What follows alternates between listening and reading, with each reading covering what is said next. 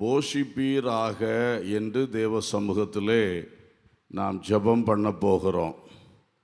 நம்முடைய தேவன் நம்மை போஷிக்கிற தேவனாக இருக்கிறார். அல்லேலூயா. போஷிக்கிற தேவனிடத்திலே எங்களை போஷியும் என்று நாம் வேண்டிக் கொள்ள போகின்றோம். வேத புத்தகத்திலே 7 விதமான போஜனங்களை குறித்து சொல்லியிருக்கிறதை நான் சுருக்கமான நேரத்தில் உங்களுக்கு நினைப்பூட்டி அதை வைத்து தேவ சமூகத்திலே நமக்காகவும் பிறருக்காகவும் போஷியும் கர்த்தாவே என்று மன்றாடி ஜெபிக்க போகிறோம்.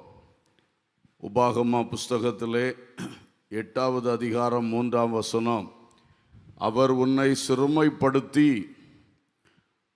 உன்னை பசியினால் வருத்தி, மனுஷன் அப்பத்தினால் மாத்திரம் அல்ல, கர்த்தருடைய வாயிலிருந்து புறப்படுகிற ஒவ்வொரு வார்த்தையினாலும் பிழைப்பான் என்பதை உனக்கு உணர்த்தும்படிக்கு நீயும் உன் பிதாக்களும் அறியாதிருந்த மன்னாவினால் உன்னை போஷித்தார்.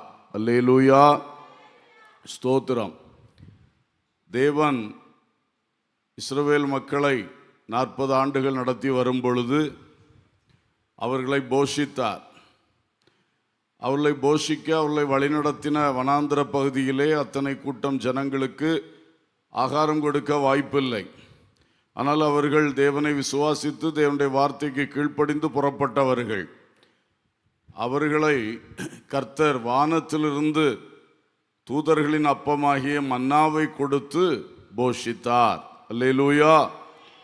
சில சமயங்களில் அவர்களை பசியினால் வருத்தினார் என்று இந்த வசனத்திலே பார்த்தோம்.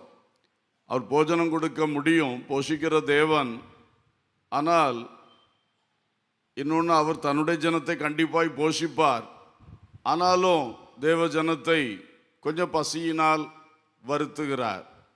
ஏன்? நாம் சில காரியங்களை அறியும்படிக்கு, நம்மை படிப்பிக்கும்படிக்கு, நமக்கு புத்தி சொல்லும்படிக்கு, உணர்வுண்டாக்கும்படிக்கு சில நெருக்கங்களை தருகிறார். அதிலே ஒரு நெருக்கம்தான் சில வேளை பசியினால் வருத்துகிறார் அல்லது வருந்த ஒப்பு கொடுக்கிறார். ஸ்தோத்திரம். அன்றைக்கு அந்த ஜனங்கள் பசியினால் வருந்தினார்கள். அப்பொழுது அவர்களுக்கு ஆண்டவர் வானத்திலிருந்து மன்னாவை இறக்கி கொடுத்தார். அப்புறம் டெய்லி கிடைத்தது. ஆனால் அன்றைக்கு அவர்கள் பசியினால் வருந்தும் பொழுது எங்கிருந்து எங்களுக்கு சாப்பாடு கிடைக்கும்? எந்த வழியுமே கிடையாது. அப்படி நின்ற வேளையிலே கர்த்தர் சொன்னார், நான் உங்களை போஷிப்பேன், நாளைக்கு காலையில் நீங்கள் அதை பார்ப்பீர்கள் என்று மோசே மூலம் சொன்னார். அப்போ அந்த வார்த்தையினாலே அவர் ஒரு அற்புதம் செய்து அவளை போஷித்தார். அப்போ அவங்களுக்கு கர்த்தருடைய வார்த்தையினால நீங்கள் போஷிக்கப்படுவீங்க. நம்ம பொதுவாக வசனத்தினால போஷிக்கிறது அது அடுத்து பேசுவோம். இப்போ கர்த்தர் சொன்னால் போஷிப்பார். அல்லேலூயா. அவர் வாயிலிருந்து வார்த்தை சொல்லி இருக்கிறார் மோசேயின் இடத்திலே, இந்த ஜனங்களை நாளை காலையில் நான் போஷிப்பேன் என்று சொல். அவன் சொன்னான், கர்த்தர் சொல்லியிருக்கிறார் இந்த மாதிரி, நீங்கள் நாளைக்கு காலையில் ஆயத்தமாகுங்க, ஆண்டவர் உங்களை போஷிப்பார்னு சொல்லி அவர் சொன்ன வார்த்தையின்படியே அவர்களை போஷித்தார். அல்லேலூயா. நிச்சயமாக நாம் இருக்கிற ஏதுக்களை நம்பி, இங்கே எனக்கு அது கிடைக்குமா, இது கிடைக்குமா, அது கிடைக்கிறதுக்கு வாய்ப்பு இல்லையே, இது கிடைக்கிறதுக்கு வாய்ப்பு இல்லையே என்பது அல்ல. எந்த சூழ்நிலையில் நின்றும் நம்முடைய தேவையை கர்த்தரிடத்திலே விண்ணப்பம் பண்ணலாம். அவர் ஒரு வார்த்தை சொன்னால் போதும், அது நடக்கும். அல்லேலூயா, ஸ்தோத்திரம். சரி, இப்பொழுது அந்த 7 காரியங்களை வேகமாய் பார்த்து அவைகளின் அடிப்படையில் ஜெபிக்க போகிறோம். முதலாவது, ஆகாரம் தந்து போஷிக்கிறார். சங்கீதம் 81:16 சொல்லுகிறது, உச்சிதமான கோதுமையினால் அவர்களை போஷிப்பார், கன்மலையின் தேனினால் உன்னை திருப்தியாக்குவேன் என்று சொல்லப்பட்டிருக்கிறது. பல வசனங்களில் கர்த்தர் போஷிக்கிறதை பற்றி எழுதியிருக்கிறது. இன்றைக்கு இந்த வசனத்தை நான் உங்களுக்கு சொல்லுகிறேன். கோதுமையினால் போஷிக்கிறவர் தேனினால் போஷிக்கிற தேவன். கோதுமை அவர்களுக்கு அன்றாட ஆகாரம். நமக்கு அரிசி இருப்பது போல வட இந்தியக்காரர்களுக்கு, பல தேசத்துக்காரங்களுக்கு கோதுமை இருக்கிறது. அந்த இஸ்ரவேல் மக்களுக்கு கோதுமை தான் சீஃப் ஃபுட், அவங்களுடைய முக்கியமான ஆகாரம். அதனால் ஆண்டவர் சொன்னார், உன்னை கோதுமையினால் போஷிப்பேன். அதில் எப்படி போஷிப்பார்? உச்சிதமான கோதுமையினால். அல்லேலூயா. நல்ல ஹை குவாலிட்டி வீட், ஹை குவாலிட்டி ரைஸ், அதனால் உன்னை போஷிப்பார் என்று அழகாக சொல்லி இருக்கிறார். ஸ்தோத்திரம். ஹை குவாலிட்டி, நல்ல உச்சிதமான அரிசி. நம்ம அரிசின்னு பேசுவோம், நமக்கு அப்போ தானே புரியும். கோதுமைன்னு சொன்னால் நம்ம என்ன சப்பாத்தியாக சாப்பிட்றோன்னு சொல்லி சிலர் நினைக்கலாம். அதனால் டெய்லி சாப்பிட்றது அரிசி, சோறு. ஆண்டவர் அதை நல்ல இதாக தருவார். ஹை குவாலிட்டின்னு சொல்லும் பொழுது சிலர் நினைக்கலாம், நான் ரேஷன் அரிசி சாப்பிட்டுட்ருக்கேன், இல்லை அந்த அரிசி சாப்பிட்றேன், இந்த அரிசி சாப்பிட்றேன், அதை விட்டு இப்போ என்ன பொன்னி அரிசி தானே, பொன்னி அரிசி டெய்லி கிடைக்குமா எனக்கு, அல்லது அதை விட விலை கூடனது உண்டான்னு தெரில, அது கிடைக்குமா, அப்படி நினைக்கிறது ஒரு பக்கம். ஆண்டவர் அதையும் தர வல்லவர். அல்லேலூயா.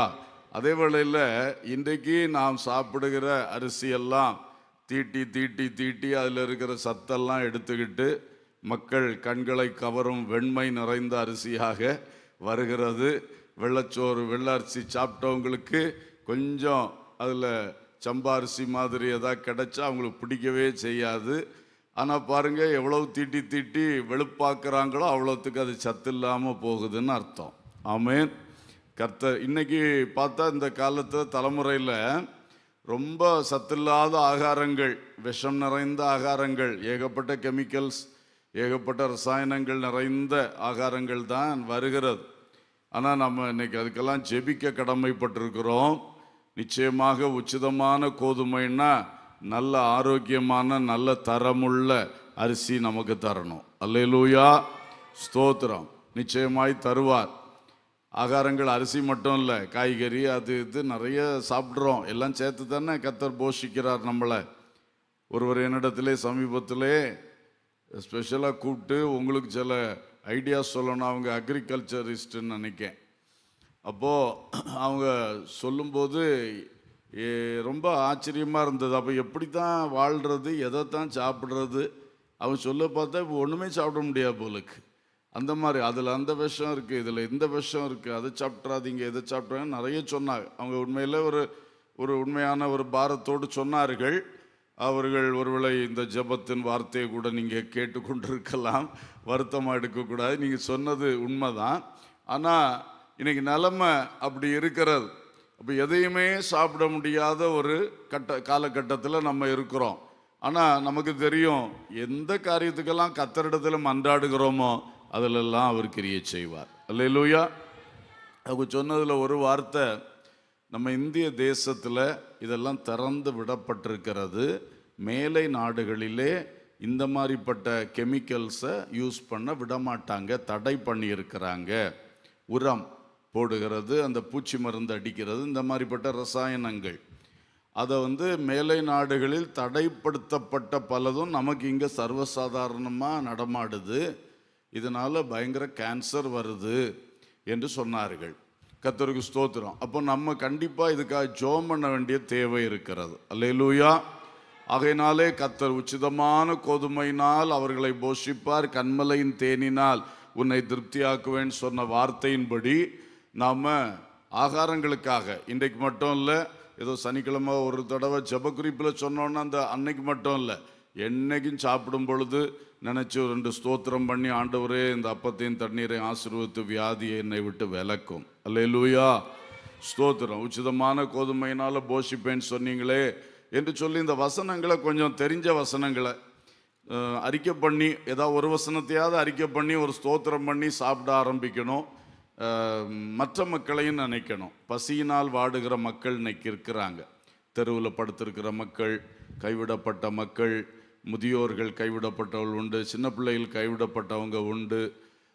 சில வேளை பார்த்தா சில யாசிக்கிறவர்கள் அவங்கள பற்றி நம்ம கேள்விப்படுறது, இன்னார் தெருவில் மரித்து கிடந்தார், அவருடைய சாக்கு மூட்டையை பார்த்த பொழுது 1 லட்சம் ரூபா இருந்து அப்படிதான் சொல்கிறாங்க. அப்படி நடக்குது. ஆனால் அப்போ அது இந்த ஒரு காரியத்தை கேட்டோன்னே எல்லாரையும் நம்ம ஒரு மாதிரி பார்க்க ஆரம்பிச்சிடுறோம். ஆனால் உண்மையிலே பசியுள்ள ஆட்களும் இருக்கத்தான் செய்கிறாங்க. அதனால் அவங்க அதை வச்சு என்ன பண்ணுறாங்களோ செய்துட்டு போட்டு, நமக்கு ஒரு இரக்க குணம் இருக்கணும். அல்லேலூயா, ஸ்தோத்திரம். அவர் ஏமாத்துறாரா அவர் உண்மையாக இருக்கிறாரா அது கர்த்தர் பார்த்துக்கிடட்டும். நம்ம போய் டெஸ்ட் பண்ண வேண்டிய அவசியம் இல்லை. கர்த்தருக்கு ஸ்தோத்திரம். நம்ம எப்பொழுதுமே அதை நான் சொல்லுவது இதுதான், பசி என்று வந்தால் கொடுங்கள். ஏதோ ஒரு சொரூபத்தையோ படத்தையோ வச்சுட்டு அதுக்கு காணிக்கன்னு சொல்லி வருவான், அதை நம்ம கொடுக்க முடியாது. அல்லேலூயா, அது கொடுக்க முடியாதுல்ல. அவன் பசிக்கு தான் கேட்கறது, அந்த படத்தை காட்டி கேட்குறான், அது தப்பு, அது நம்ம கொடுக்க முடியாது. கர்த்தருக்கு ஸ்தோத்திரம். மற்றபடி பசி என்று சொன்னால் கேள்வி கேட்காம நமக்கு முடிந்ததை செய்யணும். இந்த மக்களுக்காக ஜெபம் பண்ணணும். எத்தனை பேருக்கு நம்ம செய்ய முடிகிறது? நமக்கு பசித்தோரை போஷி ஊழியம் நடந்து கொண்டு இருக்கிறது. ஆண்டு கிருபையினால டெய்லி இப்பவும் நடந்து கொண்டு இருக்கிறது. ஆனால் கொண்டு போகிற பொட்டெல்லாம் ஒன்றும் இது வரைக்கும் திரும்ப வரவே இல்லை. அவ்வளோ தேவை தான் இருக்கிறது. கூடுதல் கிடைத்தாலும் கொடுக்கலாம், அப்படி தான் இருக்குது. கொடுக்கறதுக்குள்ள ஆட்களும் சப்போர்ட் இப்போ குறைவு. பைபிள் காலேஜ் பையங்க இருக்கனால அட்ஜஸ்ட் ஆகுது. அவங்க லீவுக்கு போனாங்கன்னா யார் கொண்டு கொடுப்பா? அதனால் அதுக்கும் தேவை தான். நம்ம ஜெபம் பண்ணணும். தேவை இருக்குது. நம்ம ஏரியாவில் இவ்வளோ தேவை இருக்குன்னா, அடித்தட்டு மக்கள் வாழ்கிற சில மாநிலங்கள் இருக்கிறதே, அவங்களுக்கெல்லாம் எப்படி இருக்கும் பாருங்க. நம்ம ஏரியாலையும் கடன் பாரத்தினால சிக்கி தவித்து அப்படிப்பட்ட குடும்பங்கள் வெளியே பார்த்தா டீசெண்டாக இருக்கும், உள்ள வயிற்ற கட்டி பசியோடு வாழுகிறவர்கள் உண்டு. தாய் தகப்பன் சாப்பிடாம தங்களுடைய வயிற்றை கட்டி பிள்ளைகளுக்கு மட்டும் ஏதோ கொடுத்து அப்படி காலங்கடத்துகிறவர்களும் இருக்கத்தான் செய்கிறார்கள். ஆனபடினால ஆகார விஷயத்துக்காக நம்ம கண்டிப்பாக ஜெபிக்கணும். அல்லேலூயா, ஸ்தோத்திரம். ரெண்டாவது வசனம் நமக்கு தெரிஞ்ச வசனம் தான். மத்தேயு 4:4 அவர் பிரதியுத்தரமாக, மனுஷன் அப்பத்தினாலே மாத்திரம் அல்ல, தேவனுடைய வாயிலிருந்து புறப்படுகிற ஒவ்வொரு வார்த்தையினாலும் பிழைப்பான் என்று எழுதியிருக்கிறதே என்றார். மத்தேயு 4:4 லூக்கா 4:4 இந்த வார்த்தை இருக்கிறது. இயேசு எழுதியிருக்கிறதேன்னு சொன்னது எதை? முதல்ல வாசித்த உபாகமம் 8:3 தான் அவர் இங்கே ரெஃபர் பண்ணுறார். மோசே மூலம் எழுதி வைக்கப்பட்ட அந்த உபாகமத்தின் வசனத்தை தான் அவர் இங்கே சொல்கிறாரு, அது எழுதியிருக்கிறதே என்று சொல்லி. இங்கே அவர் என்ன சொல்கிறாரு? நீ வெறும் அப்பத்தினால திருப்தியாக முடியாது, உன் வயிறு அல்லது சரீரத்துக்கு தான் அது பசி போக்கும். ஆனால் உனக்கு ஆத்ம பசி ஒன்று இருக்கு. அந்த ஆத்ம பசிக்கு கர்த்தருடைய வாயிலிருந்து புறப்படுகிற ஒவ்வொரு வார்த்தைகளும், அல்லேலூயா, அது தேவனுடைய வாயிலிருந்து புறப்பட்டது. தீர்க்கதரிசிகளுடைய உள்ளங்களிலே அவர் ஏவி பேசினது, இதெல்லாம் தான் பைபிளில் வசனங்களாக எழுதி தரப்பட்டிருக்கிறது. ஆகவே இந்த வசனம் அது போஷிக்கணும். அதனால நம்ம போஷிக்கப்படணும். நமக்கு எழுதிய கையில் தந்துட்டார்.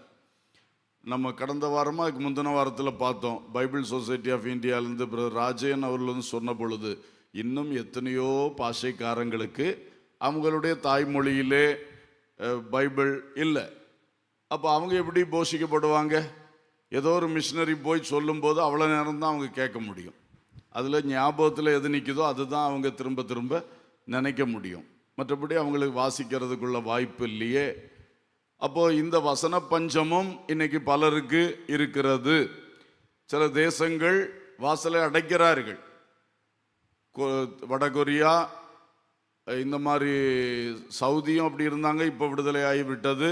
வடகொரியா போன்ற சில நாடுகள் இன்னைக்கும் வைராக்கியமாக வசனத்தை உள்ள விட மாட்டேங்கிறாங்க. அந்த மாதிரி வச்சுட்டு இருக்கிறாங்க. அப்போ அந்த மக்கள் வசனம் இல்லாத பஞ்சத்தில் இருக்கிறார்கள். ஒரு சோறு இல்லாத பஞ்சத்தில் இருக்கிற மக்களை நம்ம நினைக்கிறோம், ஐயோ பசியோடு இருக்கிறானேன்னு. அந்த மக்கள் அந்த பசியோடு இருக்கிறாங்க, அவங்களையும் நம்ம நினைக்கணும். அல்லேலூயா, ஸ்தோத்திரம். அப்போ நாமும் வசனத்தை நமக்கு கிடைத்திருக்கிறதை அனுபவிக்கணும். நம்முடைய ஏரியாவிலும் சுவிசேஷத்தை அறியாத மக்கள் ஏராளம் இருக்கிறாங்க. சுவிசேஷத்தினுடைய அந்த மேன்மை அறியாமல் தங்களுக்கு வாய்ப்பு இருந்தும் அதை பயன்படுத்தாமல் புசிக்காமல் திரிகிற மக்களும் ஏராளம் இருக்கிறாங்க. அவங்களுக்காகவும் நாம் ஜெபிக்கிறோம், தொடர்ந்து ஜெபிப்போம். மூன்றாவது தெய்வீக சுகம்.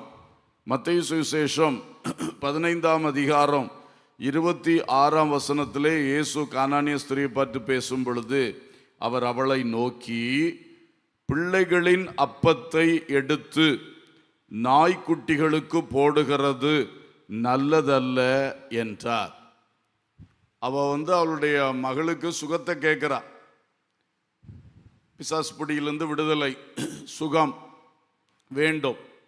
ஆண்டவர் சொல்றாரு, பிள்ளைகளின் அப்பம் அதை எடுத்து எல்லாருக்கும் நான் கொடுக்க முடியாது அப்படின்றார். பிறகு கொடுத்தார், அவருடைய தாழ்மையை பார்த்து கொடுத்தார். ஆனால் அவர் ஒரு காரியத்தை புரிய வைக்கிறதுக்காக இப்படி பேசினார். அப்போ அந்த வார்த்தையிலிருந்து நமக்கு ஒன்று கிடைத்தது, தெய்வீக சுகம், பிள்ளைகளின் அப்பம். அல்லேலூயா. அப்போ நம்ம சரீரத்தை பாதிக்கக்கூடிய வியாதிகள், பிசாசின் ஆவிகள் போன்றவைகள் இருக்கின்றன. அதில் மக்கள் கட்டப்பட்டு கஷ்டப்படுகிறோம். நமக்கு விடுதலையை தருவதற்கு சுகத்தையும் அவர் அப்பம்னே சொல்லியிருக்கிறார். பிள்ளைகளின் அப்பம்னா பிள்ளைகள் யார்? இயேசுவின் இரத்தத்தால் மீட்கப்பட்டவர்கள் தான் பிதாவின் பிள்ளைகள். அந்த புத்திர சுவீகாரம் என்கிற பரிசுத்தாவியை பெற்றவர்கள் பிதாவின் பிள்ளைகள், உரிமை உள்ளவர்கள். நம்ம வீட்டில் இருக்கிற அப்பம் மாதிரி, நம்ம வீட்டில் இருக்கிற சாப்பாடை நம்ம கேட்காமலே எடுத்து சாப்பிடலாம். ஆனால் வெளியே ஒரு பிள்ளைக்கு அந்த சாப்பாடு, வெளியே ஒரு ஆளுக்கு சாப்பாடுன்னா அம்மா ஐயா என்று கேட்டுக்கொண்டு தான் நிற்கணும், கொடுத்தா தான் சாப்பிட முடியும். அதில் தான் ஆண்டவர் சொல்றாரு, இது பிள்ளையின் அப்பம், பிள்ளைகளின் அப்பம். ஸ்தோத்திரம். அப்போ மூன்றாவது விஷயம், இன்னைக்கு சுகம் இல்லாமல் வாடுகிற, வேதனைப்படுகிற பலர் உண்டு. நம்மில் இங்கே இருக்கிறவர்களுக்கு எல்லாருக்கும் கண்டிப்பாக இந்த சாட்சி இருக்கும். ஒரு நாள் சுகம் இல்லாமல் இருந்தோம், இயேசு அந்த அப்பத்தினால் நம்மை போஷித்தார். அல்லேலூயா. அதனால தான் இன்னைக்கு சுகம் பெற்று நாம் என்ன செய்கிறோம், நிற்கிறோம். கர்த்தருக்கு ஸ்தோத்திரம். ஆனால் இன்றைக்கும் சிலர் கஷ்டப்பட்டு கொண்டிருக்கிறாங்களே, அவங்களுக்காக நாம் பாரத்தோடு ஜெபிக்கணும். நம்மில் சிலர், ஆனால் உலகத்தில் பலர் பயங்கரமாக ஆஸ்பத்திரிகள்லாம் நிரம்பி கொண்டிருக்கிறது, நோயாளிகளுடைய எண்ணிக்கை பெருகி கொண்டிருக்கிறது. நாம் அந்த பிள்ளைகளின் அப்பத்துக்காக எல்லாருக்கும் அதை கொடுக்கணும், நமக்கு தரணும்னு ஜெபம் பண்ணணும். அல்லேலூயா. அடுத்தது, இயேசுவே ஒரு அப்பம்.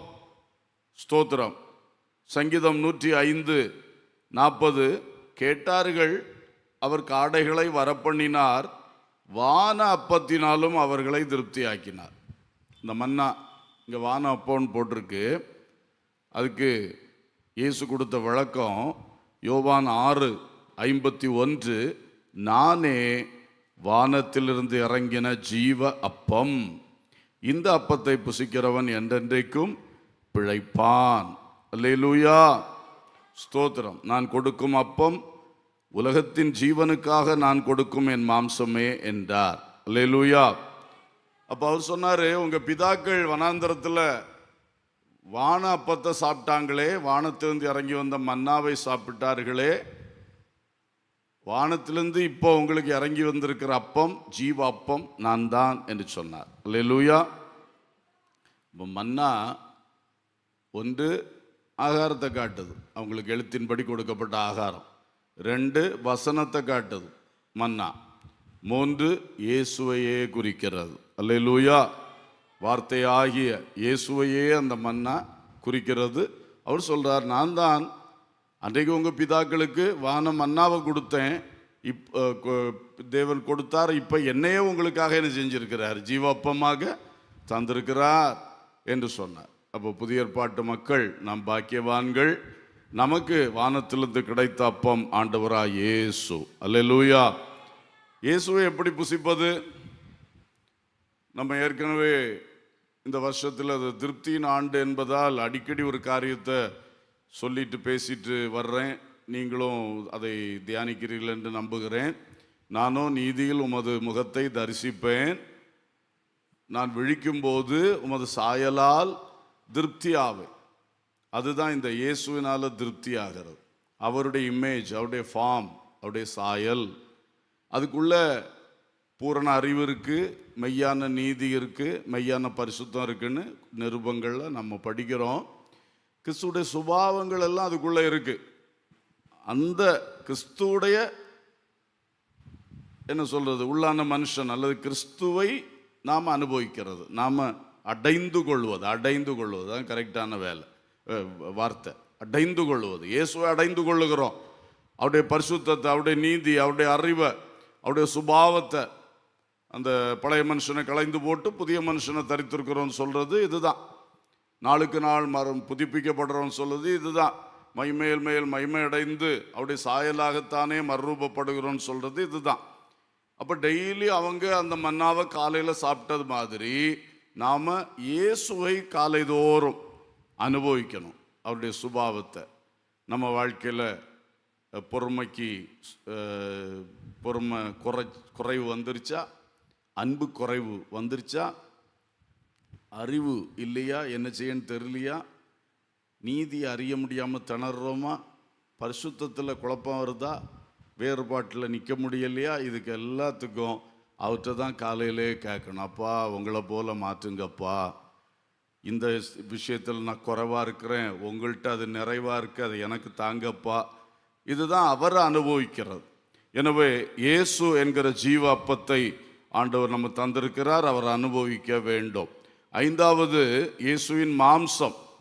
இந்த வசனத்தின் கடைசியிலே அது சொல்லியிருக்கு. நான் இன்னொரு வசனத்தை வாசிக்கிறேன். யோவான் 6:54-55. என் மாம்சத்தை புசித்து என் இரத்தத்தை பானம் பண்ணுகிறவனுக்கு நித்திய ஜீவன் உண்டு. நான் அவனை கடைசி நாளில் எழுப்புவேன். என் மாம்சம் மெய்யான போஜனமாய் இருக்கிறது, என் இரத்தம் மெய்யான பானமாய் இருக்கிறது. இயேசு கிறிஸ்து சிலுவையில் தன்னுடைய மாம்சமாகிய சரீரத்தை அடிக்கப்படும்படி ஒப்பு கொடுத்தார். தன்னுடைய சரீரத்தில் இருந்த அனைத்து இரத்தத்தையும் முழுமையுமாக நமக்காக சிந்தினார். அது ஒரு போஜனம், பானம் என்று கர்த்தர் சொல்றார். அது என்னது அடையாளமாக சொல்லப்பட்டது நமக்கு தெரியும். கர்த்தருடைய பந்தி ஆராதனையில் இயேசுவின் சிலுவை பலியை நினைவு கூறும்படி அவருடைய சரீரத்துக்கு அடையாளமான அப்பம், அவருடைய இரத்தத்துக்கு அடையாளமான ரசம், அதை வச்சு நம்ம அந்த அப்பத்தை பிட்டு புசிக்கிறோம், அந்த திராட்சை ரசத்தை குடிக்கிறோம். அதுதான் அந்த பானம் பண்ணுறது. கர்த்தருடைய பந்தி ஆராதனை, இயேசுவோட ஐக்கியம், இயேசுவின் மூலம் பிதாவோட ஐக்கியம், ரட்சிக்கப்பட்ட எல்லா மக்களோட ஐக்கியம், அந்த ஒரு மேன்மை, அதை குறித்து சொல்லுகிறார். இயேசுவின் மாம்சம் நமக்கு ஒரு ஆகாரம். நாளை தினம் நம்முடைய பரிசுத்த ஆராதனையிலே இந்த டேபிளில் அது வைக்கப்பட்டிருக்கும். கர்த்தருக்கு ஸ்தோத்திரம். அப்போ கர்த்தருடைய பந்தி, அதை புசிக்கணும், அதில் பங்கடைய வேண்டும். இன்றைக்கு நம்முடைய சபையிலே கூடி வருகிறதில் சிலர் இன்னும் அதுக்கு தகுதிப்படலை. இயேசுவோடு உடன்படிக்கை செய்கிறதாகிய ஞானஸ்நானத்தை எடுக்கலை, பரிசுத்த ஆவியை அவங்க விசுவாசிக்கிறார்கள் தான் நம்புற பெற்றுக்கொள்ளலை. அப்போ தகுதி அடையாத ஒரு கூட்டம் உண்டு. அந்த கூட்டத்தை நினைச்சு எப்பொழுதுமே நம்ம ஜெபிக்கணும். நாம் ஒரு கூட்டமாக இருந்து கர்த்தருடைய பந்தி எடுக்கிறோம், ஆனால் கிட்டத்தட்ட ஒரு என்ன சொல்றது, கொஞ்சம் பேர் எழும்பி போயிடுறாங்களே, அவங்களுக்காக நம்ம பாரப்படணும். தகுதி படலை. இனி சிலர் ஞானஸ்நானம் எடுத்திருக்கு, தகுதி இருந்தாலும் ஆயத்தம் இல்லை, ஆயத்தப்பட விரும்பாமலும் அப்படியெல்லாம் போயிட்டு இருக்காங்க. அது துணிகரமாக போகிறது. இப்படி ரெண்டு கூட்டம் இருக்கு. இந்த கூட்டங்களுக்காக அடிக்கடி நாம் ஜெபிக்க வேண்டும். அல்லேலூயா. நாமும் கர்த்தருடைய பந்தி ஆராதனை எப்போ நடக்கிறதோ அப்பெல்லாம் அதை அனுபவிக்கிறதுக்கு, அது புசிக்கிறதுக்கு, குடிக்கிறதுக்கு தகுதியுள்ளவர்களாகவும் ஆயத்தம் உள்ளவர்களாகவும் விழிப்புள்ளவர்களாகவும் இருக்க வேண்டும். அல்லேலூயா. இயேசு கிறிஸ்துவின் வருகையில் எடுத்துக்கொள்ளப்படுவதற்கு நாம் தகுதியுடையவர்களாக இருக்கணும், ஆயத்தமுடையவர்களாக இருக்கணும், அதை குறித்த விழிப்புடையவர்களாக இருக்கணும். வசனம் சொல்லுது. அதே மாதிரி தான் இதுக்கும் அதே தகுதி வேணும், ஆயத்தம் வேணும், விழிப்பு வேணும். இன்னைக்கு மக்களுக்கு இது ஏதோ கடமை மாதிரி, சடங்காச்சாரம் மாதிரி மாறி போச்சு. கர்த்தருக்கு ஸ்தோத்திரம். அப்படி ஆகவே கூடாது. ஒவ்வொரு முறையும் மிகுந்த பயபக்தியோடு, மிகுந்த வாஞ்சையோடு, எதிர்பார்ப்போடு இதை நாம் உட்கொள்ள வேண்டும். அல்லேலூயா. இயேசுவின் மாம்சம், அது கடைசி நாளில் அவனை எழுப்புவேன்னு சொல்லியிருக்கிறார். நான் அவனில் நிலைத்திருப்பேன் சொல்லியிருக்கிறார். அவன் என்னில் நிலைத்திருப்பான் சொல்லியிருக்கிறார். அவன் என்றும் பிழைத்திருப்பான், அவன் ஜீவிப்பான் என்று சொல்லியிருக்கிறார். ஆகையினாலே கண்டிப்பாக அது மிக முக்கியம். ஆறாவதாக, தேவ சித்தம் செய்தல். யோவான் 4 32ஆம் வசனம் பாருங்க. அதற்கு அவர், நான் புசிப்பதற்கு நீங்கள் அறியாத ஒரு போஜனம் எனக்கு உண்டு என்றார். அடுத்து 34 இயேசு அவர்களை நோக்கி, நான் என்னை அனுப்பினவருடைய சித்தத்தின்படி செய்து அவருடைய கிரியையை முடிப்பதே என்னுடைய போஜனமாயிருக்கிறது. அல்லேலூயா.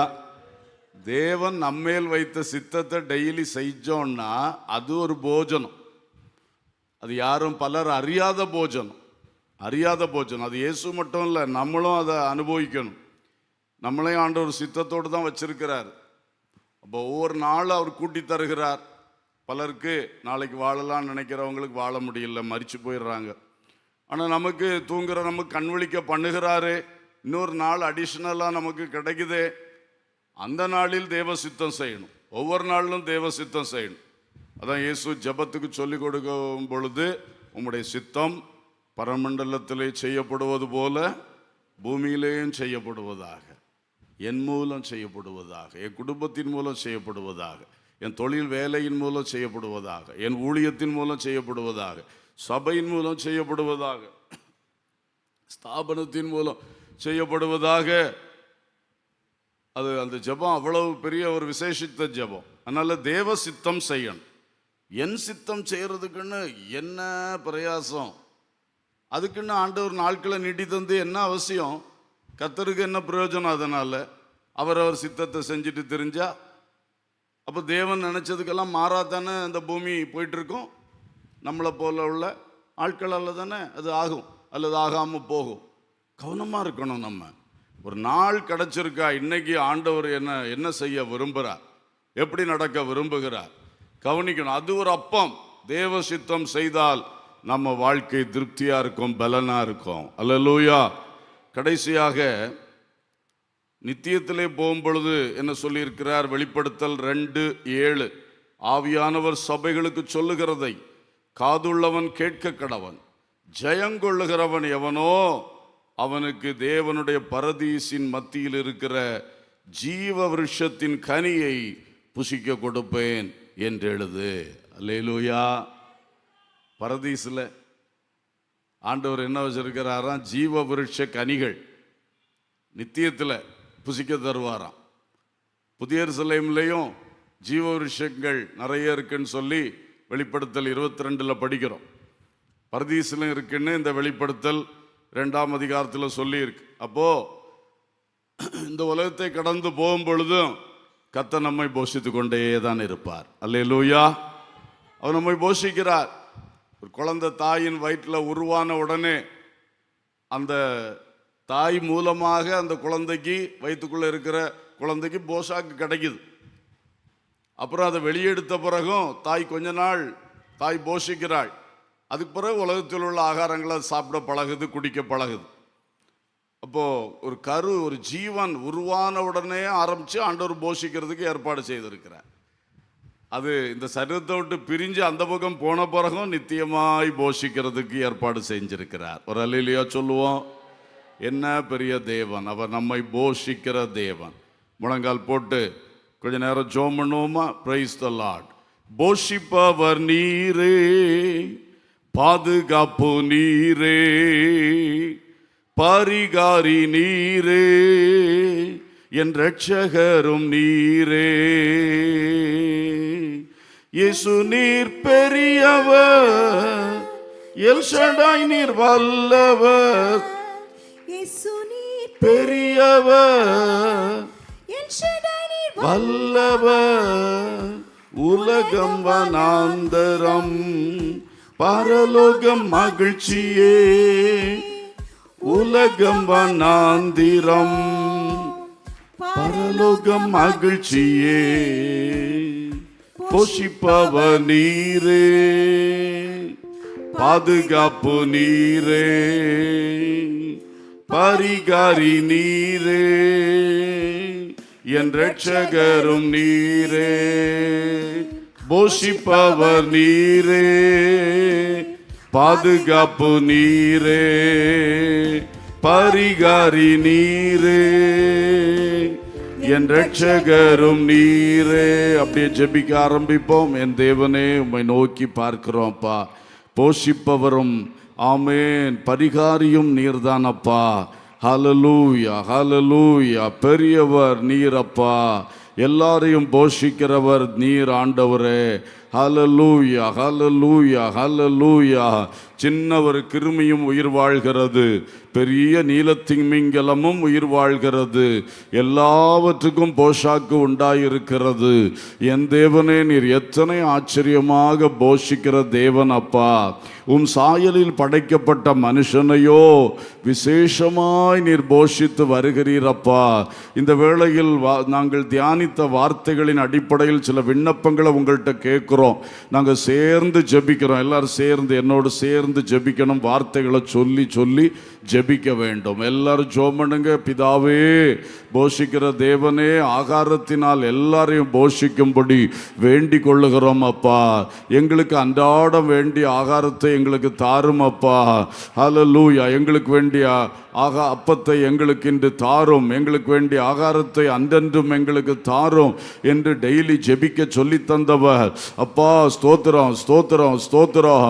நாங்கள் சமையல் செய்யும் பொழுதும் பரிமாறும் பொழுதும் எடுத்து புசிக்கும் பொழுதும் ஜெபித்து ஜெபித்து ஜெபித்து ஸ்தோத்திரம் செய்து செய்து செய்து அவைகளை புசிக்க எங்களுக்கு கிருபை செய்யும் அப்பா.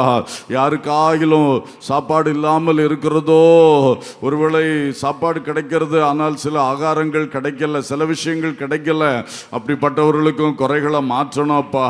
சில பிள்ளைகளுக்கு சில ஆகாரங்களை புசிக்க ஆசை, ஆனால் அவங்க வீட்டில் அது கிடைக்கிறதே இல்லை. இப்படிப்பட்டவர்களுக்கும் இரக்கம் செய்யும்படியாய் ஜெபிக்கிறோம். ஆகாரமே கிடைக்காமல் பசியினால் வாடுகிறவர்களையும் இந்த வேளை நினைத்து ஜெபிக்கிறோம். பரமபிதாவே, காகங்களை கூட போஷிக்கிறவரே, ஆகாயத்து பட்சிகளை போஷிக்கிற தேவனே, நீர் ஆண்டவரே எல்லா மனிதர்களை போஷிக்கும்படியாய் ஜெபிக்கிறோம். இந்திய தேசத்திலும் அம்மீன் பசியாக இருக்கிறவருடைய எண்ணிக்கை பெருகிறது என்று சொல்லுகிறார்கள் அப்பா. அது பெருகவே கூடாதப்பா. அரசாங்கங்கள் எத்தனையோ சலுகைகளையும் இலவசங்களையும் கொடுக்கிறார்கள். ஆகாரத்தில் அதை அதிகமாய் கொடுக்கும்படி, ஒருவரும் பசியாக இருக்கக்கூடாது என்று சொல்லி ஆகாரங்களை வழங்கும்படி ஆட்சியாளர்களுக்குள் நீர் கிரியை செய்யும்படி ஜெபிக்கிறோம்ப்பா. இந்தியாவில் அதிகமாய் ஆகாரங்கள் உற்பத்தியாக உதவி செய்யும்படியாய் ஜெபிக்கிறோம் தகப்பனே. என் தேவனிடத்தில் விண்ணப்பம் பண்ணுகிறவைகளை நீர் கண்டிப்பாய் வாய்க்க செய்வீர் என்ற விசுவாசத்தோடு இன்றைக்கு இந்த வசனத்தை தியானித்தபடினால் இந்த வார்த்தைகளை வைத்து ஜெபிக்கிறோம். கர்த்தர் நிச்சயமாய் நிச்சயமாய் கிரியை செய்யணும். எங்களுடைய பசித்தோரை போஷி புரோகிராமை ஆசீர்வதிக்கணும் அப்பா. அது இயேசுவின் வருகை மட்டும் இன்னும் பெருகி வளர வேண்டும் அப்பா. அநேகரை நாங்கள் போஷிக்க எங்களுக்கு கிருபை அருள வேண்டும். அந்த போஜனத்தை கொண்டு கொடுக்கிறவர்களுக்கும் ஆட்களை எங்களுக்கு எழுப்பித்தர வேண்டும் அப்பா. ஆண்டவர் தாமே கிரியை செய்யும்படியாய் வேண்டிக் கொள்ளுகிறோம். ஆசீர்வதியும் ஆசீர்வதியும் அப்பா. இன்றைக்கு தரமற்ற ஆகாரங்களால், விஷம் நிறைந்த ஆகாரங்களால் ரொம்ப வியாதிகள் வந்து மக்கள் ரொம்ப கஷ்டப்படுகிறார்கள் அப்பா. இயேசுவே, நாங்களும் அப்படிப்பட்ட ஆகாரங்களை தானே சாப்பிட்டு கொண்டிருக்கிறோம். இந்த வேளையில் கெஞ்சி மன்றாடுகிறோம் அப்பா. அரசாங்கத்தில் நல்ல ஒழுங்குகள் ஏற்படுத்தப்பட்டு இந்த மாதிரி தீமை விளைவிக்கின்ற ரசாயனங்களை பயன்படுத்தாதபடி, தீமை விளைவிக்கின்ற விதத்திலே உணவுப் பொருட்களை ரெடி பண்ணாதபடி எல்லா இடங்களிலும் அந்த உணவு கட்டுப்பாடு, உணவு தர கட்டுப்பாடு வரும்படியாய் ஜெபிக்கிறோம் தகப்பனே. அது ரொம்ப ஸ்ட்ரிக்டா இருக்கும்படியாய், அதிலே ஒரு லஞ்ச ஊழல் எப்பொழுதும் வராமல் இருக்கும்படியாய் ஜெபிக்கிறோம் தகப்பனே. கர்த்தர் ஆசீர்வதியும் ஆசீர்வதியும். சில வேளை ஸ்கூல்ல கொடுக்கிற ஆகாரங்கள், கல்யாண வீட்டில் கொடுக்கிற ஆகாரங்கள், ஆண்டவரே ஸ்தோத்திர ஃபங்க்ஷன்ஸ்ல கொடுக்கிற ஆகாரங்கள்ல விஷம் இருக்குன்னு சொல்லி அநேகர் மரித்து போகிறதும் எல்லாரும் மயக்கமடைகிறதுமான சில செய்திகளை அங்கங்கே கேள்விப்படுவோம். அப்படி ஒன்று வராதபடி கிருபையாய் காத்துக்கொள்ளோம்ப்பா. சந்தோஷமாய் மக்களுக்கு ஆக்கி போடும் பொழுது ஆமென், நன்மை செய்ய போய் இப்படி ஒரு தீமை வந்து விடவே கூடாதப்பா. சபைகளிலும் பல விருந்துகளை வைக்கிறோம்ப்பா. சபையிலே பல போஜன பந்திகளை நடத்துகிறோம் அப்பா. ஒரு பொழுதும் கர்த்தருடைய சபைகளுக்கு அப்படிப்பட்ட ஒரு கஷ்டங்கள் ஏற்பட்டு விடாதபடிக்கு என் தேவன் பாதுகாத்தருளும்படி ஜெபிக்கிறோம் ஆண்டவரே. உச்சிதமான கோதுமையினால் எல்லாரையும் போஷியும், கண்மலையின் தேனினால் போஷி போஷியோ, திருப்தியாக்கோ ஆண்டவரே. ஆரோக்கியமான உணவை எல்லாருக்கும் தந்தரலும்படி வேண்டிக் கொள்ளுகிறோம்ப்பா. உங்க வசனத்துக்காக ஜெபிக்கிறோம். எல்லாரும் சேர்ந்து ஜெபிப்போம். வசனத்தை தாரோம், வசனத்தை எங்களுக்கு அன்றாடம் தாரோம். வாசிக்கிற வசனங்கள் இருந்து சில வசனங்களை ஆயிலும் உட்கொள்ளத்தக்கதாய், தியானித்து உட்கொள்ளத்தக்கதாய் கிருபை தாரும், கிருபை தாரும், கிருபை தாரும், கிருபை தாரும். தேனை ருசி பார்ப்பது போல உம்முடைய வசனத்தை தியானித்து உட்கொண்டு பலனடைய எங்களுக்கு உதவி செய்யுங்கப்பா. ஆமீன். வசனம் கிடைக்காமல் இருக்கிறவர்களை நினைக்கிறோம். பைபிள் தங்களுடைய சொந்த மொழிகளில் கிடைக்காதவர்களுக்கு அனுக்கிரகம் செய்ய வேண்டும். சுவிசேஷத்தை அறியாத மக்களுக்கு அடிக்கடி நாங்கள் ஜெபிக்கிறோம், ஊழியம் செய்கிறோம். கண்டிப்பாக அநேகர் அந்த நற்செய்தியை அறிவதற்கு உதவி செய்யணும். வடகொரியா போன்ற அடைக்கப்பட்ட நாடுகளிலே கர்த்தர் வசனத்தை கொண்டு செல்ல வேண்டும் தகப்பனே. உம்மால் கூடாத காரியம் ஒன்றுமில்லை தகப்பனே. ஹல்லேலூயா. கர்த்தருடைய வார்த்தை இன்னும் வெளிப்படட்டும் ஐயா. வார்த்தையை விரும்பாமல் அல்லது வார்த்தையினுடைய மேன்மை அறியாமல் அதை அசட்டை பண்ணுகிற மக்களுக்காய் வேண்டிக் கொள்ளுகிறோம். கர்த்தர் அவர்களுக்கும் இரக்கம் செய்யணும். எல்லாரும் உங்க வசனத்தால் திருப்தியாகி ஆத்துமாக்கள் உயிர்ப்பிக்கப்படணும், ஆத்துமாக்கள் பலனடையணும். விசுவாசிகளாகிய நாங்கள் உம்முடைய வசனத்தினால் சரியான ஆரோக்கியத்தை பெற்று ஆண்டவரே பலனடைந்து உள்ளான மனுஷனிலே நல்ல பலமுள்ள சாட்சிகளாக எப்பொழுதும் வாழும்படி எங்களுக்கு அனுக்கிரகம் செய்யும் அப்பா. இப்பொழுது எல்லாரும் தெய்வீக சுகத்துக்காக வேண்டிக் கொள்ளுவோம். அந்த பிள்ளைகளின் அப்பத்தை டெய்லி எனக்கு தாரும், எங்கள் ஒவ்வொருவருக்கும் தாரும். தெய்வீக சுகத்தை தாரும்.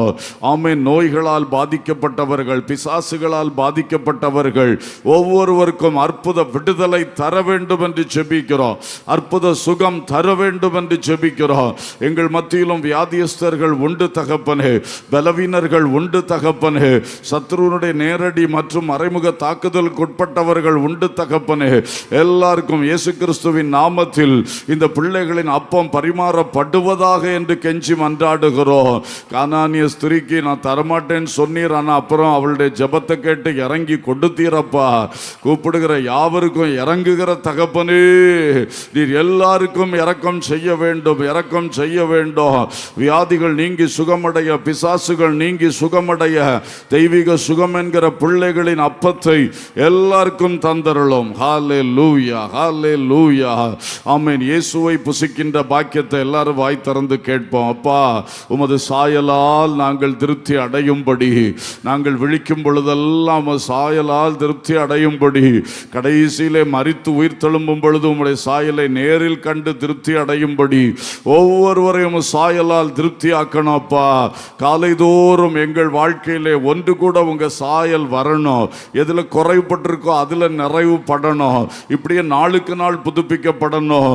எங்களுடைய புதிய மனுஷன் நாளுக்கு நாள் புதுப்பிக்கப்படணும். மகிமையின் மேல் மகிமையடைந்து உள்ளான மறுரூபம் அடையணும். ஹல்லேலூயா, ஹல்லேலூயா. குமாரனின் சாயலுக்கு ஒப்பாக ஆமென் அது அடைய வேண்டும் என்று தானே எங்களை முன்குறித்தீர், அழைத்தீர், தெரிந்து கொண்டீர். ஆமென். நீதிமான்கள் ஆக்கினீர், மகிமைப்படுத்தியும் இருக்கிறீர் அப்பா. உமது குமாரனுடைய சாயலுக்கு ஒப்பாக மாறுகிற அந்த அனுபவம் டெய்லி கிறிஸ்து இயேசுவை புசித்து புசித்து புசித்து ரசித்து ரசித்து ரசித்து அனுபவித்து அனுபவித்து அனுபவித்து உம்முடைய நீதியை, பரிசுத்தத்தையோ, உம்முடைய சுபாவத்தையும், உம்முடைய அறிவையோ, உமக்குள்ள இருக்கிற சகலத்தையும் நாங்கள் பெற்றுக்கொள்ளும்படி இயேசுவே எங்களுக்கு அனுக்கிரகம் செய்யுங்கப்பா, அனுக்கிரகம் செய்யுங்கப்பா. எத்தனை பேர் கூட ஜெபித்து கொண்டிருக்கிறீர்கள்? எல்லாரும் வாய் திறந்து வார்த்தைகளை சொல்லி விண்ணப்பம் பண்ணுகிறீர்கள் என்று விசுவாசிக்கிறேன். ஹல்லேலூயா, ஹல்லேலூயா, ஹல்லேலூயா. எங்கள் தேவனே இரக்கம் செய்யும், இரக்கம் செய்யும். வானத்திலிருந்து இறங்கி வந்த ஜீவ அப்பமே, உங்களை டெய்லி அனுபவிக்கிற பாக்கியத்தை எங்களுக்கு தாங்கப்பா. ஸ்தோத்திரம், ஸ்தோத்திரம், ஸ்தோத்திரம். உங்க மாம்சமும் ரத்தமும் கர்த்தருடைய பந்தியின் மூலமா எங்களுக்கு தரப்படும் பொழுது அதை புசிக்கவும் குடிக்கவும் ஒரு உண்மையான வாஞ்சையோடு இருக்க எல்லாருக்கும் கிருபை செய்யும் அப்பா. ஏதோ ஒரு சடங்கு, ஒரு கடமை என்று எந்த உள்ளமும் அதில் அப்படி இருக்கவே கூடாது. வாஞ்சையோடு அந்த ஆராதனையில் பங்கு பெற்று ஆமென் கிறிஸ்துவின் சரீரத்தினால் உண்டாகிற நன்மைகளையும் இரத்தத்தினால் உண்டாகிற மேன்மை மகிமையான நன்மைகளை நாங்கள் அனுபவித்து கொண்டே இருக்கும்படியாய் கிருபை செய்யும். யார் யார் இதுக்கு தகுதி அடையாமல் இருக்கிறாங்களோ அவங்க ரட்சிக்கப்படவும் ஞானஸ்நானம் பெறவும் பரிசுத்த ஆவியினால் நிரப்பப்படவும் வேறுபட்டு பரிசுத்தம் அடையவும் கண்டிப்பாக கிரியை செய்ய வேண்டும் என்று ஜெபிக்கிறோம். அந்த ரட்சிப்பின் கிரியைகள் எங்கள் சபையில் பலமாய் நடக்கட்டும், ஸ்தாபனத்தில் பலமாய் நடக்கட்டும், எல்லா கிறிஸ்தவ ஊழியங்களிலும் இது பலமாய் நடக்கட்டும். மக்கள் மனம் திரும்புகிற கிரியை, ஞானஸ்நானம் பெறுகிற கிரியை, ஆமென், அபிஷேகத்தால் நிரப்பப்படுகிற கிரியை, வேறுபட்டு பரிசுத்தம் அடைகின்ற கிரியை உண்டாகட்டும் என்று வேண்டிக் கொள்ளுகிறோம் தகப்பனே. யார் யார் ஞானஸ்நானம் பெற்றோ ஆயத்தம் ஆகாதபடி, தங்கள் குறைவுகளை திருத்தாதபடி, கர்த்தர் பாதத்தில் வராதபடி ஆண்டவரே துணிந்து போகிறார்களோ அவர்களையும் கண்டிப்பாக தொட வேண்டும். நீங்க ஒரு விஷயம் அந்த உள்ளங்களை தொட்டா அது ஆண்டவரே மெழுகு போல உருகிவிடுமே அப்பா. கற்பாறையான உள்ளங்கள் கூட இயேசு தொட்டால் உருகிவிடும். அப்படி ஒரு உருக்கத்தை கொடுத்து திருத்தத்தை கொடுத்து விட வேண்டும் தகப்பனே. எல்லாருக்குள்ளும் கர்த்தர் கிரியை செய்யும்படி வேண்டிக் கொள்ளுகிறோம் ஐயா. தேவ சித்தம் செய்வதற்காக எல்லாரும் வாய் திறந்து கேளுங்க. தேவனே, நாள்தோறும் டெய்லி உங்க சித்தம் செய்யும்படி எனக்கு கிருபை தாங்க. என் சித்தத்தையே சிந்தித்து என் சித்தத்திலே திட்டங்களை தீட்டி என் சித்தத்தையே செய்து செய்து வாழுகிற அந்த உலகத்தாருடைய வாழ்க்கை முறை எங்களுக்கு வேண்டாமப்பா. காலையில் எழும்பி ஆண்டவரே நான் என்ன செய்ய சித்தமாயிருக்கிறீர் என்று நாங்கள் கேட்டு அறிந்து கொள்ள உதவி செய்யுங்கப்பா. உங்கள் வசனத்தின் மூலம் சொல்லுவதை செய்ய உதவி செய்யுங்கப்பா. எங்கள் உள்ளத்தில் உணர்விலே சொல்றதை செய்ய உதவி செய்யுங்கப்பா. ஆமேன் ஆமேன் ஆமேன் ஹல்லேலூயா. பரிசுத்தாவின் ஏவுதலின்படி செய்ய கிருபை தாங்கப்பா. சிமியோன் ஏவுதலுக்கு கீழ்ப்படிந்த ஆலயத்தில் வந்த பொழுது இயேசுவை காண முடிந்தது. அதே மாதிரி எங்களுக்கும் கிரியை செய்யணும். ஜெபிக்கிற எல்லாரும் அதற்காக வேண்டிக் கொள்ளுகிறோம். உங்க சித்தம் செய்யணும். உலகம் அறியாத அந்த போஜனத்தை நாங்கள் புசிக்கணும், அனுபவிக்கணும் தகப்பனே. கிருபை செய்யும், கிருபை செய்யும், கிருபை செய்யும். அது மட்டுமல்ல, நாங்கள் ஒரு நாள் மரிக்கும் பொழுது அல்லது இயேசு திடீரென்று வந்தால் நாங்கள் உம்மோடு சேர்க்கப்பட்டோம் ஆண்டவரே. என்றென்றைக்கும் ஜீவ விருட்ச கனிகளை புசித்து ஆமென் நித்திய ஜீவன் பெற்று வாழ வேண்டும் ஆண்டவரே. அந்த பாக்கியத்தை ஒரு பொழுதும் இழந்து போகவே கூடாது தகப்பனே. ஒருவரும் இழந்து போகவே கூடாது தகப்பனே. என் தேவன் கிரியை செய்யும்படி நாங்கள் வேண்டிக் கொள்ளுகிறோம். எல்லாரும் கரங்களை தட்டி ஆவியில் நிரம்பி ஆமென். அபிஷேகம் பெற்றவர்கள் அந்நிய பாஷைகளை பேசி கர்த்தரை மகிமைப்படுத்துங்கள். நாம் கேட்ட அந்த 7 வித போஜனங்களை நமக்கு திருப்தியாய் நிறைவாய் டெய்லி தரும்படியாகவும், அநேகர் அது கிடைக்காம இருக்கிறவர்களுக்கும் கர்த்தர் கொடுக்கும்படியாகவும் ஒரு பெரிய கிரியை மனுக்குலத்தின் நடுவிலே உண்டாகட்டும். இந்த ஒரு சிறு ஜெபம் ஒரு தீப்பொறியாய் புறப்பட்டு அநேகருக்குள் ஒரு கிரியை நடக்கட்டும். க்ளோரி ஷபலபதர் அகதல ரியந்தர பௌஷில பௌதரிபி சந்தல பௌதரிபி கபரியா ரிகந்தல ரதுரப ஷலபதுரப துனமல புகமனம சிக்கர துனமதல அகந்தர பௌஷில பௌதரிபி ஷரபதுரியா. ஆமீன். போஜனத்துக்காக நாங்கள் வேண்டிக் கொண்ட இந்த விண்ணப்பம் உங்க பார்வையில் விலையேற பெற்றது என்று அறிகிறோம். நீங்க இது சிம்பிளா எடுக்கிறது இல்லை. ஆமீன் ஆமீன் ஆமீன். எல்லாரையும் போஷிக்கிற தேவனே, மனவிருக்கம் உள்ள கர்த்தாவே, இந்த 7 விதமான போஜனங்களா எங்களை அனுதினம் திருப்தியாக்கும், எங்களை வாழ்நாளெல்லாம் திருப்தியாக்கும் அப்பா. ஆண்டவரே, இது கிடைக்காம இதை பற்றி அறியாம இருக்கக்கூடிய மக்களுக்கும் இது சென்றடையும்படி அவருடைய உள்ளங்களை திறந்தருளும் கர்த்தாவே. பரிசுத்தாவியானவர் வல்லமையா அசைவாடும் கர்த்தாவே. உங்க தூதருடைய ஊழியம் இன்னும் மகிமையா வல்லமையா நடக்கட்டும் கர்த்தாவே. உலபதல ஹந்தர பௌஷலா துன ஹந்தர பௌஷலா ரியாந்தர பௌஷலா பௌதரபா. ஹல்லேலூயா ஹல்லேலூயா ஹல்லேலூயா.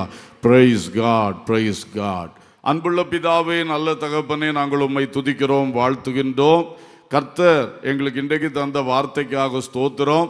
அதை வைத்து 7 விதமான போஜனங்களுக்காக நாங்கள் சுருக்கமானாலும் ஊக்கமாக ஜெபித்திருக்கிறோம்ப்பா. ஆண்டவர் எங்களுக்கு இறங்கணும். இந்த ஜெபங்களை அடிக்கடி வாழ்க்கையில் ஒவ்வொரு குறிப்பிட்ட காரியத்தை குறித்து ஏறெடுக்க எங்களுக்கு ஆவியானவர் நினைப்பூட்டணும். இந்த 7 விதமான போஜனங்களாலும் எப்பொழுதும் திருப்தி அடைந்து ஆரோக்கியமாக இருந்து உள்ளான மனுஷனும் பலமாக இருந்து கர்த்தருடைய வருகையில் கர்த்தரை சந்திக்கவும், அது மட்டும் உங்கள் சித்தத்தை உத்தமமாய் நிறைவேற்றவும் எங்களுக்கு உதவி செய்ய வேண்டும் என்று கெஞ்சுகிறோம்ப்பா. ஜெபத்தில் வந்திருக்கிற நம்முடைய பிள்ளைகளுக்கு வேறு ஏதாயிலும் தேவைகள் தேவைகள் இருக்கும் என்பதை அதெல்லாம் கர்த்தர் அறிந்திருக்கிறீர். கண்டிப்பாக கண்டிப்பாக அப்பா, எல்லா ஆசீர்வாதங்களை தருகிறவர், தேவைகளை சந்திக்கிறவர். இந்த ஜெபத்தில் கேட்டுக்கொண்டதையும் கேட்டுக்கொள்ளாததையும் கூட தந்து ஆசீர்வதிக்கும்படி, நிறைவாக்கும்படி ஜெபிக்கிறோம். ஸ்தாபனத்துக்காக, சபைக்காக மற்றும் ஆண்டவரே பொதுவான காரியங்களுக்காக எல்லாம் ஜெபித்த விண்ணப்பங்களை அங்கீகரித்தருளும், ஆசீர்வதியும். ஜெப நடத்தின தேவ ஊழியர்களை இன்னும் பலப்படுத்தும், ஜெபிக்கிற தேவ பிள்ளைகளை இன்னும் பலப்படுத்தும். இன்று சபையில் நடக்கிற பல்வேறு ஜெபங்களை ஆசீர்வதியும், பிரயோஜனம் உண்டாகட்டும். கிருபைக்கு ஒப்பு கொடுக்கிறோம். இப்பொழுதும் அவுட்ரீச் மினிஸ்ட்ரீஸாக ஏஎம்பட்டி போன்ற இடத்திற்கு, பழவூர் போன்ற இடங்களுக்கு சென்றிருக்கிற குழுவினருக்காக ஜெபிக்கிறோம். அவள் வெற்றியாய், சந்தோஷமாய், பிரயோஜனமாய் அந்த ஊழியங்களை நிறைவேற்றி வருவதற்கு கர்த்தர் கிருபை பாராட்டும்படி ஜெபிக்கிறோம் தகப்பனே. ஆமேன். ஆசீர்வதியும், எல்லா காரியங்களையும் பொறுப்படும். நாளைக்கு பரிசுத்த ஆராதனையிலும் தேவன் மிக மகிமையாய், நாங்கள் எதிர்பார்க்கிறதை பார்க்கிலும் மேன்மையாய் கிரியை செய்ய வேண்டும் என்று வேண்டிக் கொள்ளுகிறோம். சகல துதியும் கனமும் மகிமையும் உமக்கே நாங்கள் ஏறெடுக்கின்றோம். இயேசுவின் நாமத்தில் கேட்கிறோம் ஜீவனுள்ள பிதாவே, ஆமேன். என் ஆத்துமாவே கர்த்தரை ஸ்தோத்திரி, என் முழு உள்ளமே அவருடைய பரிசுத்த நாமத்தை ஸ்தோத்திரி. என் ஆத்துமாவே கர்த்தரை ஸ்தோத்திரி, அவர் செய்த சகல உபகாரங்களை மறவாதே. ஆமேன்.